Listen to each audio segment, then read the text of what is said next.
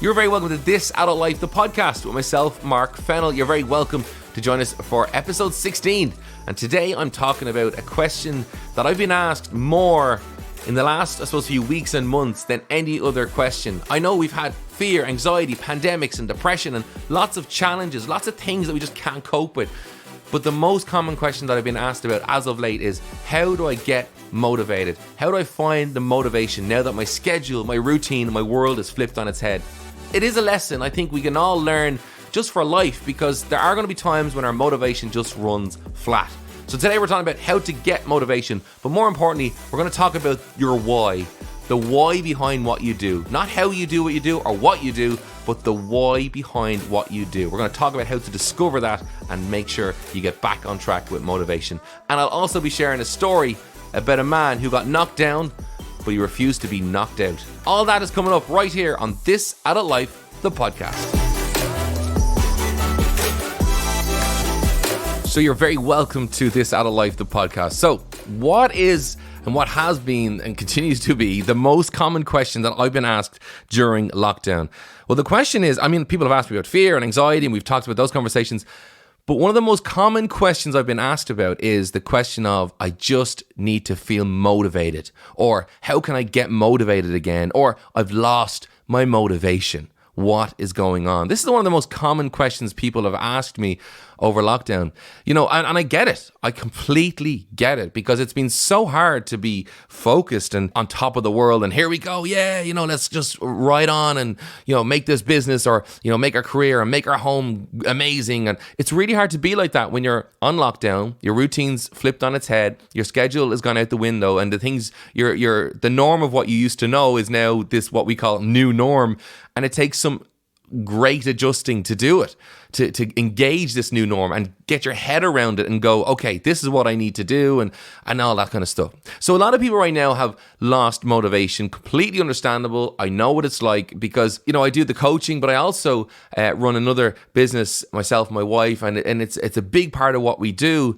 And during this lockdown, it has literally just, there is no business. It's just not there. We're doing other stuff we can do, but I may talk about that in a future episode. But the thing is, it's very hard to be motivated when, a shopkeeper, the shutters are down. When a restaurant, the doors are closed. It's very hard to be motivated for your business when your business just is not existing. It's not bringing you in, a salary, a wage, or an income. It's really hard to stay motivated. But it's also hard to stay motivated when it comes to school, because, in Ireland, for example, a lot of the school scenario we found is that schools were closed. They have been for months, like many other countries, because of lockdown. So the problem there is like getting this new norm, getting a routine, trying to learn to study, and then you've got these big exams coming up that have now been cancelled and postponed, and it is really hard to stay motivated. Or even before lockdown, for some people, they were fired up 6 months ago, and now they're looking at going, why am I not motivated like I was before? And this can happen to us in any stage of our lives. It's not just now. This can happen anytime. We get bad news or something, we're running with, say, a business, or we're studying something or learning something, and then the rug gets pulled out from under us, and it can totally deflate our motivation. People sometimes, stuff can happen in our lives, like a loss of a loved one or something comes along and just can totally derail us, and you go from being this motivated person to not having any motivation at all. I remember talking to a friend of mine who had a baby, and the baby now was kind of coming up on 2, and they're like, soon I'll be able to go back to work, but I have no motivation to go back to work. I just feel exhausted. So losing motivation can happen at any time of our lives, and I think for now, a lot of us, with the whole lockdown thing, it's happening more than ever, and I think it's a real problem, and I think it's something all of us can relate to. So how do you get back motivation? Well, the first thing I think what you got to look at is, well, look, if you're kind of sitting and waiting for this moment of, I'm going to get motivated again, and you're waiting for it to wake up, one of these days I'm going to wake up and feel fired up and ready to go. That day might come or it might not come. The problem is, though, you're waiting on this feeling. It doesn't just happen like that. Or maybe you've woken up some days going all fired up and ready to go. Yes, today is a good day. Sun is shining. I'm going to get so much done today. I am motivated. I'm pumped. I'm locked. I'm loaded. But the problem with all that, it sometimes can wane as well. It can sometimes drop out. It can sometimes just dissipate. You wake up fired up, and then the next day, you're not fired up anymore. So motivation can either sometimes be peaks and troughs, or it can just be like flatlining and you're just not back in that motivated place. So I wanted to talk about that today, getting the motivation back. But the most important thing when it comes to motivation is, I think, to understand the word itself, not to get into, words and a dictionary, but okay, let me explain motivation, the word, the definition. It says a reason or reasons for acting or behaving in a particular way. It's the motive. And in other words, I'm going to put it like this. It's the why behind what you do. That's what brings motivation, the why. It's not what you do. It's not how you do it, but it's the why you do it. A lot of the times when I talk with people or people going through stuff, even with ourselves, like you might find, when you're going through something and you call up a friend, you're like, listen, I'm just going through this thing right now. And you hadn't even planned on having this long conversation, but they ask you how you were and you then give them the answer of how you really are. Not just the casual, yeah, I'm fine.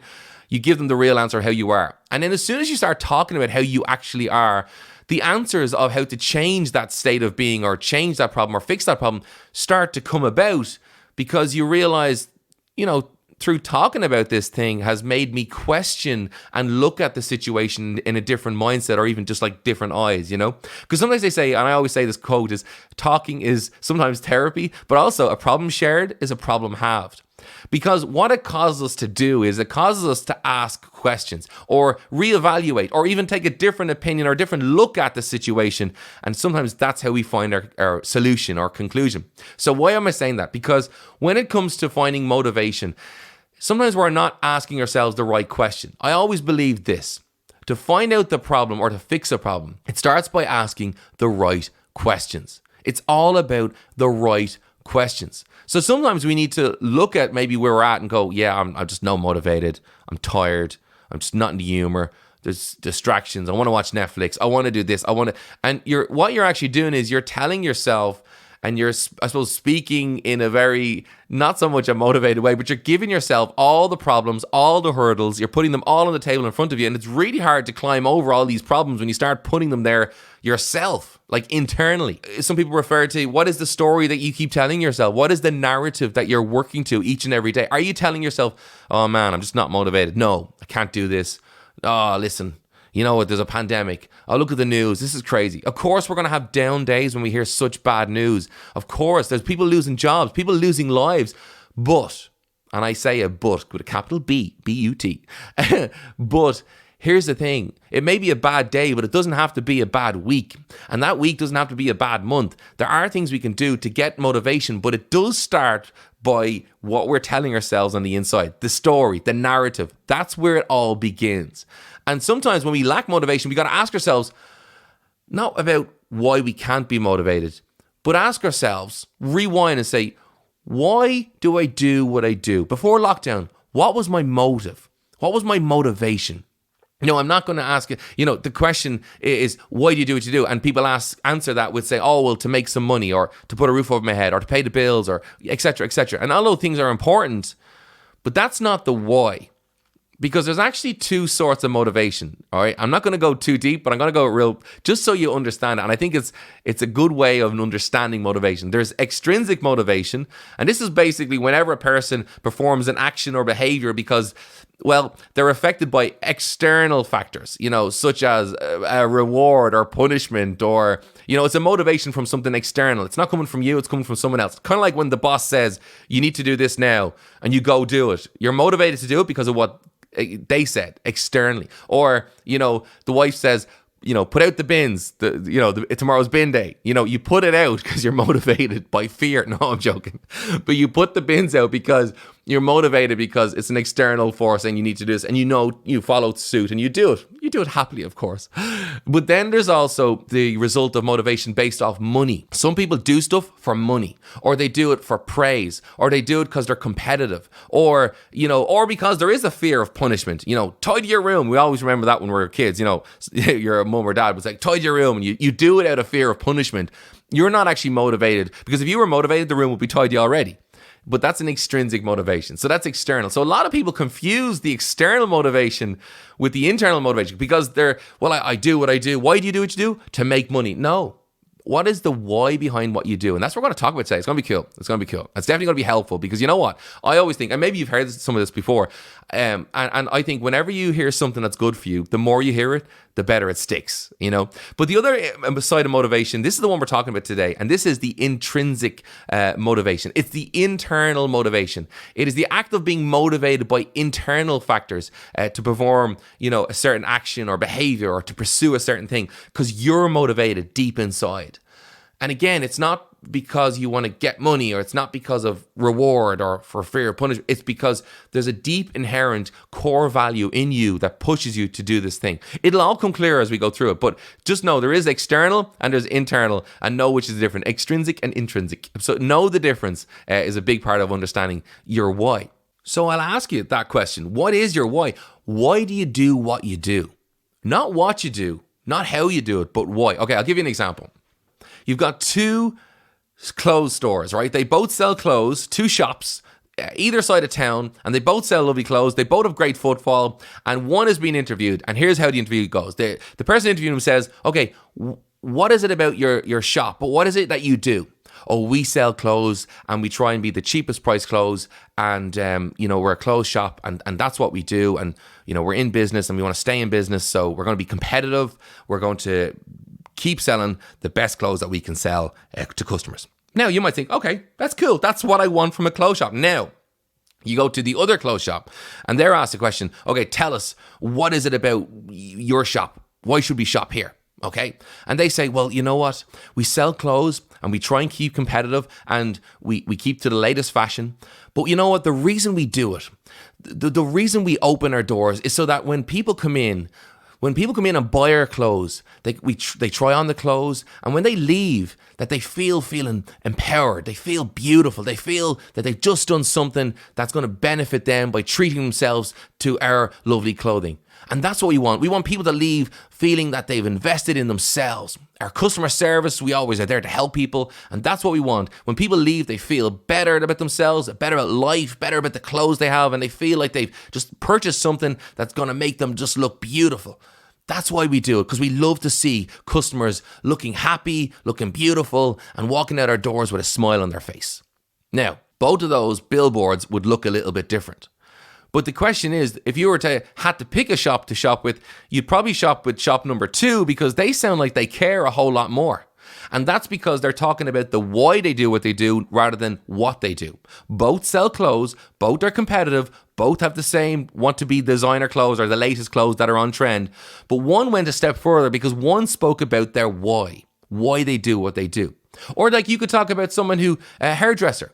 And you interview one hairdresser and they say, well, I love making sure that girl's hair looks beautiful and, you know, that they're happy with their hair because I love to see, you know, a girl happy with how her hair looks and her leave with a smile on her face. What makes me feel passionate about what I do is when a girl looks beautiful and is happy and content walking out of the hairdressers. You know, and you kind of think, wow, because they've just talked about their why rather than what they do. Now you talk to another hairdresser then and they just say, oh, we cut hair and you know, we're open for business and you know, ring now, book today and we'll book you in and we'll cut your hair. And that sounds grand, but they're both hairdressers. You know, they're both styling people's hair, but the first one talked about the why they do what they do. Because when you talk about the why, that's when you ignite the passion.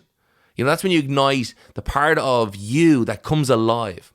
And that's what it resonates with people. That's what people want to hear about. But that's what we need to do for ourselves. We sometimes need to remind ourselves, why do I do what I do? What is the why behind the what and the how? You've probably heard of the golden circle. It's a really cool idea. Basically, you've got 3 circles. The outer circle says what, the inner one says how, but the core is the why. And when you work from the inside out, you get a much greater result in what you do personally, but also in your career or your business. Work from the inside out, never work from the outside in. Because people who work from the outside in, the what they do and the how they do, they get lost in that stuff. They get caught up in the business side of what they do. But the why is the passion, it's the emotion, and it is the fuel behind everything. And when you get that, the why behind what you do, like, why did you choose that career? Why do you do what you do? Why do you work at what you work at? Why do you work 40, 50, 60 hours of what you do? The why is what it's all about, because the why is your purpose, it's your belief, it's your core. And when you bring, for example, value to people, I don't mean now where they save money by what you're selling or anything, but when you bring real value to people, value as in they feel that they've got value from you as far as emotional value, where you care for them, that kind of value. When people feel valued by you, it's because generally you care for them, and that normally comes from your why. So the why behind what you do is so important. The how is, I suppose, the way we fulfill our why. The why is the core of the reason we do what we do, the why behind what we do. The how is how we fulfill that why, and the what is what we do. So you've got here's what I want to do. I want to make people look beautiful because I love to see people looking beautiful when they leave my clothes shop. I love to see people happy and content and feeling amazing when I style their hair. So that's why they do what they do. Now, how do they do it? How they do it is they have a shop, they have a seat where you come in and you sit, you can book an appointment and they style their hair. And how they do it is they get training and to better themselves, and then they make your hair look even better because they're bettering themselves, the stylist, so that you're getting better in time as well. So you've got the why because they want to make you look beautiful. You've got the how because they're training all the time and they care, and here's how they do it. And what they do is, we style hair. So you can see the what is one thing, but the why is where the value is. And that's what sets companies apart when they talk about the why rather than the what.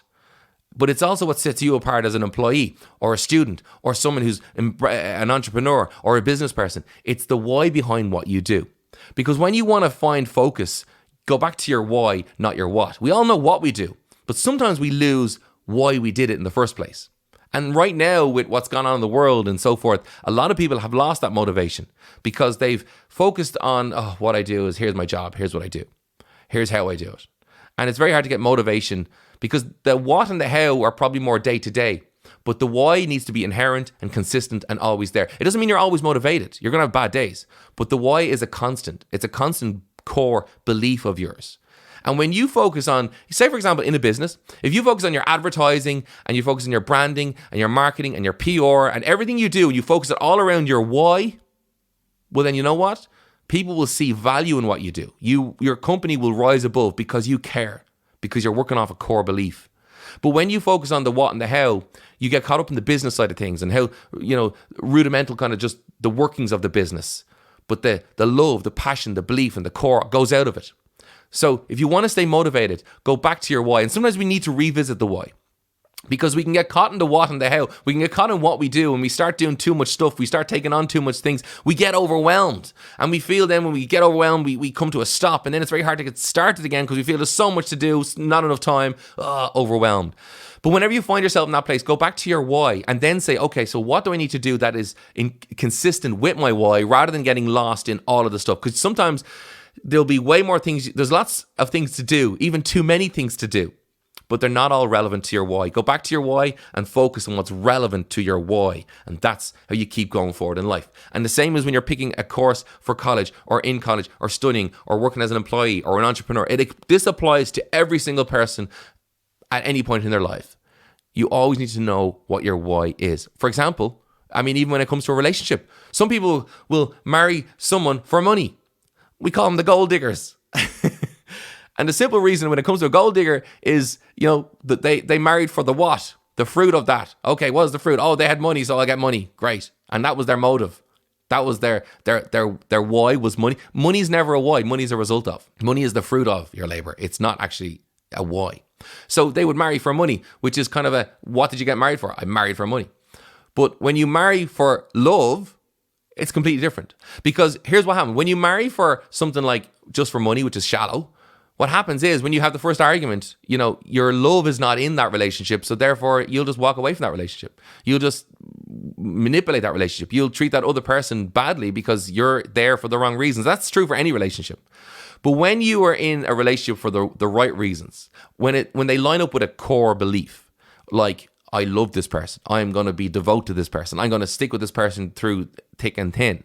Now, you're going to have differences. There's going to be ups and downs. There's going to be bumps. Not everything works out for everybody. But when you go in with the right attitude in the first place, the why behind what you do, it actually affects relationships in a very positive way. Are you in it because you chose to live with this person for the rest of your life because you love them?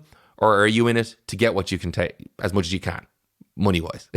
So anyway, relationships probably another day's conversation. But the why comes into everything we do. Whenever we do something, it always should resonate with our core beliefs. So that is why the why is so important. And right now, when I'm talking with people, people say, well, how do I get motivated again? The real key is knowing what your why is. And we'll talk about how to find your why, but also it's motion, it's movement. You're, as I said earlier on, motivation is not going to be where you wake up one morning and go, oh, I feel motivated, let's go, woo. You may have days like that, but that won't keep you sustained, because you're going to have days where you're tired, like a Monday morning when you're tired, you're wrecked, you know, the kids are bouncing off the wall, or, you know, you're under pressure financially. But the bottom line is you're going to have days where motivation is not there. It's not like, you know, firing on all cylinders. And that's when the why comes in, because why will make you pursue things even when the going gets tough.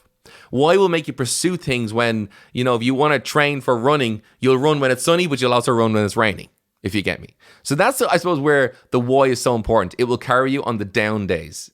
The why, the motivation will come from your why, but your why will always be there, even when the motivation isn't. So remind yourself what your why is, and the motivation comes back. Now, I spoke of this before, how you get moving in things, and how you, I suppose, get clarity when there's so much uncertainty, even with your business or with your life. What can you do when you don't know what tomorrow may bring? You start by one step at a time and what you can control. And I actually discussed it in previous episodes. There's one there about fear, anxiety, and uncertainty. You can go back to that episode and check it out and have a look at it, just like 2 episodes ago. And then there was another one I did, adapting to change. That was another episode I did, one of the last episodes as well. So those definitely will side up and line up with what I'm talking about today. So go back and check them after you listen to this episode. But here's the thing. When it comes to our why, how do we, maybe you're thinking, well, I don't know what my why was. My why was to put a roof over my head. It was to pay the bills. That's what I thought my why was. Well, no. Because sometimes we can get caught up in external factors and I suppose the what's and the how. Here's what I do and here's how I do it. But why do I do it? That's the real question. So the couple of little things you can actually ask yourself to rediscover, because it's already there and it's generally instinctive, but just to rediscover and get clear for yourself. And how do I find my why? Well, what is my why? Do you know what it is? Well, if you don't know what it is, I have a couple of things that I think find really, really help, because I know we're talking to some people actually don't know. I don't know why I'm doing what I'm doing. I'm in this career 10 years and I don't know why. I started this, you know, online business and it's taken off and it's great and I love it. I can't remember my why. I don't remember discussing a why at the beginning of it. You know, so sometimes we can forget our why. But the why will always be something that will line up with a couple of things. For example, here's what I say to you. What makes you come alive? If you want to find out your why, well, what makes you come alive? What makes you, you know, and I'm not referring to, you know, you're going on your perfect dream holiday or watching your favorite movie or, no, I'm not saying, but those things, they're great as well. We love a good holiday. It's bigger than that. It's about a why that moves you from being about you to being about something bigger than you. It's not just about you. It's about connecting with what you're passionate about. I suppose I'd say is, what puts a fire in your belly? What is the thing that just makes you come alive? Or here's another one. If you're going to think, okay, you're thinking about that. Well, here's another one, right? What about, think back to the activities you did that made you forget about time. You could have done them all day long and you got lost in them. You know, for me, like when I'm researching and studying and reading books, I get lost in books and it's 3 hours later and I didn't even realize. So what is that you love to do that you just lose all passage of time and you enjoy it so much you don't care about the watch anymore because you could do it all day long because you love it so much? Or what about when you were younger? Because sometimes people kind of think, I don't know, Mark, when the last time was I felt so great or, you know, motivated. And I say, and I don't even know what the purpose of what I'm doing is anymore. I don't know the why. Well, if in that scenario, I say, well, when you were younger, what was it that you used to love to do? Okay, playing with your friends and whatever else. But no, look at, was there a trend? Was there a pattern of things that you always loved or always gravitated towards when you were growing up that you always loved to do? Now, I'm not saying you could do that now, but maybe there's something connected to that. I remember having that conversation with someone and they said, you know what? Yeah, I used to love playing with Lego. No, I love playing Lego too when I was younger. But I used to love playing with Lego. And I'm like, and he goes, but I can't really play with Lego now, professionally speaking. So I don't, he was in a career that he just didn't enjoy. And it was interesting because there was other facets to this career. Long story short, when he talked about Lego, and I said, why did you enjoy making Lego? Now, I wouldn't always say that the answer to your career lies in your childhood, but there can sometimes be patterns there. And he said, I love building and creating, whatever else. And I said, well, so building and creating. And then he thought about, actually, yeah, because I built this thing in my back garden one time, and that gave me such job satisfaction. And I said, so you like building and creating? Yeah. And he goes, and especially when people came over, I love to show them to it. And when they appreciate it too, I appreciate that they appreciate it. And it was just reciprocal and it was brilliant. So anyway, so I said, well, you like building and creating. And he ended up pursuing a career down that path because that was the common pattern for him. Because what it gave him was, it gave him fulfillment, but it gave him even more fulfillment when he made something for someone else. So he got the creating, he got the making, and then someone else was blessed by it. And that was the ultimate perfect thing for him. So, sometimes you can find out patterns and trends. Or what were your inner strengths? What are they? Like when people are in their element, they are not only more productive, but they add more value and enjoy more personal and professional fulfillment. So what are your strengths? Because your strengths will be a blessing to you, but also to others as well. And it's not all too uncommon where people pursue their strengths and that's where their salary comes from. So, when you pursue your passion, pursue your why, that's also where your salary can come from. And a lot of the time it does go that way. It's kind of like the job you could do all day and not be paid. But here's another one. Where do you add the greatest value? Like doing a job that you're good at but hate it is not the route to fulfillment. Like if you're saying, I just do this 9 to 5, but I hate it, you're not going to feel fulfilled come, the end of the week. So what is it that you do that you enjoy doing, you value it in your life, and other people value it too? Because that's what you're better off investing 50 hours a week into, because you'll feel a whole lot more fulfilled. Or here's another one for you. Imagine, what would you do if you learned that you'd only 1 year left to live? What would you do that would make you feel it was a year well spent doing what you loved and it helped people? So if I was going to ask you that question, if you'd 1 year, what would you spend your time doing? What is it that you could do that would be you'd love, you'd feel fulfilled, and would also help other people? Because that's when you might find your why, your passion, what you really care about. Or if you were given the chance to teach others, is another way of looking at it. If you were given the chance to teach others, say young people, what would you teach them? If someone said, no, you have to teach these young people something, what would you teach them? That can sometimes show you what your passion is, what your why is. Well, I'd love to teach them this because I love this and I like this. Why do you love that then? And that's where you'll find your why. Or what task at work would you do for free if you didn't need to be paid? If you didn't need a salary or an income, say you had millions of euro in the bank and you went on a year's holiday, so you're all holidayed out, what would you spend your rest of your life doing? You can't go on holidays every year because that would actually get boring, believe it or not, although we'd all love it. But what would you spend your time doing if you didn't have to get paid for doing it? That's another way of finding out like your purpose, your passion, but all more importantly, your why. Because if you say, oh, I'd love to do this. Now, why do you love doing that? What's your motivation? What's your motive behind that? Or another way of looking at it is this. How will you measure your life? Say if we fast forward and you're 80 years of age and I said, have you lived a fulfilled life? What would your answer be? Would it be, if I was asked you that today, would you say, yeah, I've been fulfilled so far? But if I fast forward to 80, what would you deem as, yes, that was a fulfilled life because I did this? I suppose another way of asking that question is, what should you do for the rest of your life so that when you're 80, you feel fulfilled? Now, that's a really good question. And that always gets people thinking, because they go, what should I be doing for the rest of my life that when I'm 80, I'll feel fulfilled? You may not have all the clear-cut answers, but you will figure out the basics of what it needs to be involved in what you do. You see, I always remember this.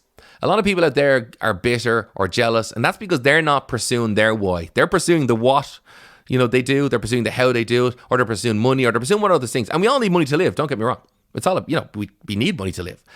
But when it's for the wrong reasons we're doing what we're doing, we won't feel fulfilled or content. But when we follow and follow in suit with our why we do what we do, that's where true fulfillment and contentment comes from. But more importantly, what I'm talking about today is that's where motivation comes from.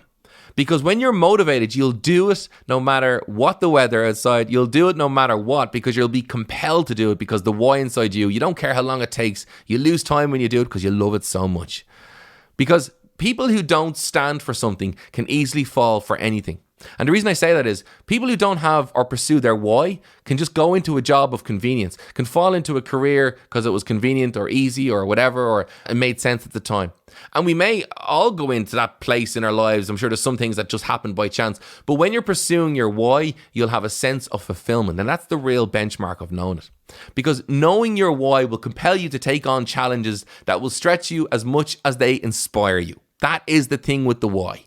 They will, you'll take on challenges that you wouldn't have done. You'll work late at night because you're passionate.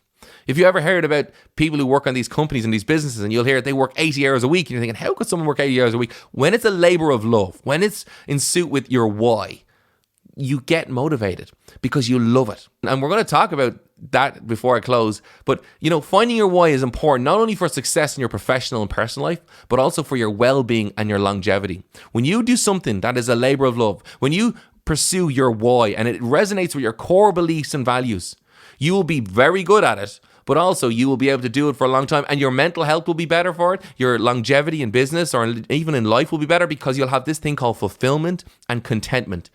You'll find you won't even get jealous of people or envious of people because you know that you're on the path that you are meant to be on. And that is the biggest key. With that in mind, the thing about it right now is with this whole pandemic and all that's gone on, a lot of us have lost that motivation. Our why is still there. The reason we do what we do is still inside, but we've just, I suppose, the how and the what has got totally messed up. And it's at that point you need to go back to your why. Why do I do what I do? What do I love? What am I passionate about? And when you go, okay, here's what I'm passionate about. Here's why I do what I do. Now, what can I do right now in the midst of a pandemic or a lockdown, in the midst of, loss of business or loss of income? What can I do that will empower my why? That will mean I'm flexing the muscle of my why? Because sometimes right now, a lot of us feel we're just sitting on our hands waiting for things to change. Well, take back control and say, I may not be able to do what I used to do or how I used to do it, but my why is still there. So how can I engage and work my why? How can I take it and get it in place right now? What baby steps can I take? Because motivation comes from your why. So if you want to be motivated, it starts by taking steps, even though you don't feel motivated at the start. And you get a little routine going and you say, here's what I'm going to do because this is why I do it. And when that why overshadows everything else, that is the key to going forward. There's a great story actually I have to share before I finish. And it's a great story of someone that was knocked down but not knocked out. And it's the story of Buster Douglas. Now, he was a boxer. He was a heavyweight boxer. He was a champion. But here's what happened. He was knocked down by Mike Tyson. And he was beat bad. And people are saying, that's it, Tyson, because Mike Tyson, the world champion, that's it, it's over for Buster Douglas. But Buster Douglas got back up. And not only did he get back up, but he actually knocked out Mike Tyson. And people asked him and said, you know what, how did you get back up? After taking the boxes that you took on, the hits that you took on Mike Tyson, how did you manage to get back up and put yourself through that pain again? And you know what he said? He said, well, because his mother had passed away, he said, I told my mum that I'm going to eventually knock out Mike Tyson one of these days. And what she did was, she was so proud when I told that. She goes, you will. She told everyone that came in to visit her when she was sick and not when she was unwell. And she told everyone that my son is going to knock out Mike Tyson. And he said, you know what?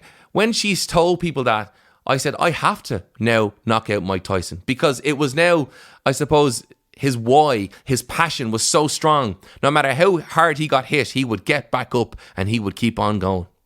And when Tyson knocked Buster Douglas down, he got back up because his why was stronger than the punch he received. Because his why was so powerful, so strong inside him, the pain was just overshadowed by his why. He was pumped and ready to go. He was in bits. He was hurt, but he got back up because his why said, I must go on. Because I want to make my mother who's looking down on me, I want to make her proud. And sometimes our why might be just like that. And maybe you've been knocked down and you're feeling a bit down right now. But the good news is you might be down right now, but you're not down and out.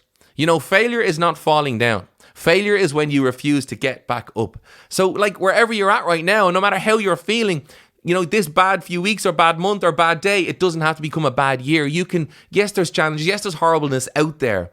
But be just like Buster Douglas and say, you know what? But I'm going to remind myself of why I do what I do.